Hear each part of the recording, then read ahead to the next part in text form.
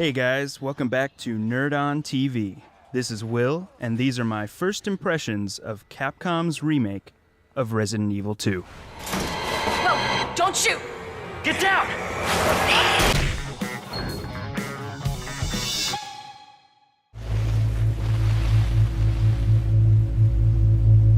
First of all, remake is a strong word.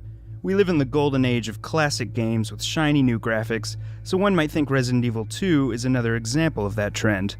Quite the contrary, Capcom has created a modern Resident Evil experience, which is built on a foundation of nostalgia, but capitalizes on cutting-edge game design and lessons learned from previous entries. When Resident Evil 2 was unveiled at E3 last year, I was beyond excited. It felt like the true king of survival horror was set to make a glorious comeback. Now that I've had the chance to spend some quality time in Raccoon City, I think it's safe to say the king has indeed returned.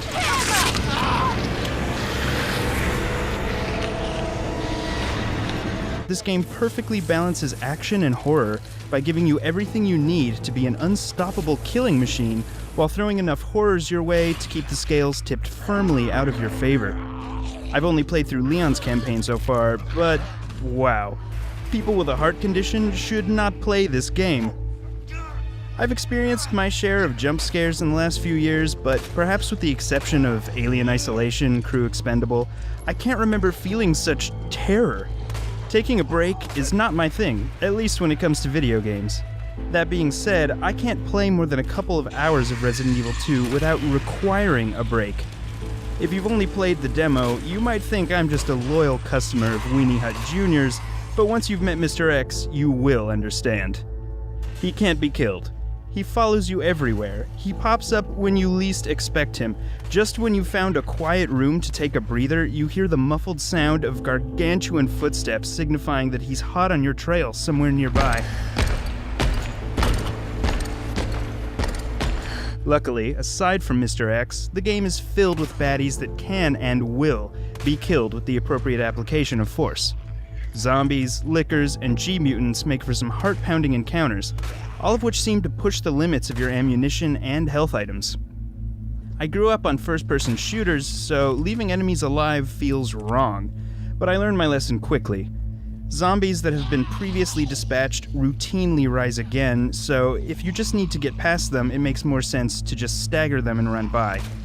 This kind of conservative resource management adds to the feeling of desperation, one of the hallmarks of good survival horror. In contrast, boss battles are a time to use everything you've got. I was very impressed by how fair these encounters were, particularly when success always feels like a miracle. Even when entering a boss battle after squandering your hard-earned bullets on the shambling undead, the game provides just enough ammo and health drops to ensure that you can't paint yourself into a corner.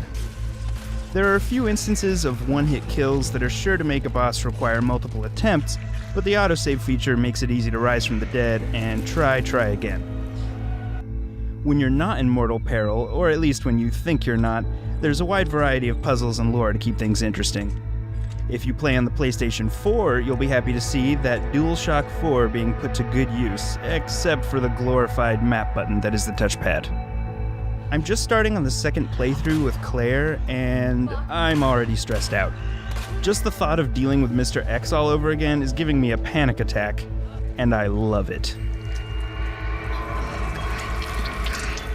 With a primary and secondary campaign for both Leon and Claire, as well as the free DLC Ghost Survivors, there's plenty of frightful fun to be had. Resident Evil 2 is nightmare fuel at its finest, and I can't wait to experience every fresh hell it has to offer.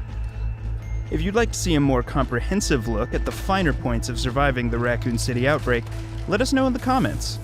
For more nerd-tastic videos like this, hit the subscribe button below.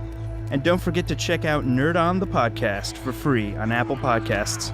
And to really get your nerd on, join our Patreon for exclusive content you won't find anywhere else. See you next time, and as always, Nerd On.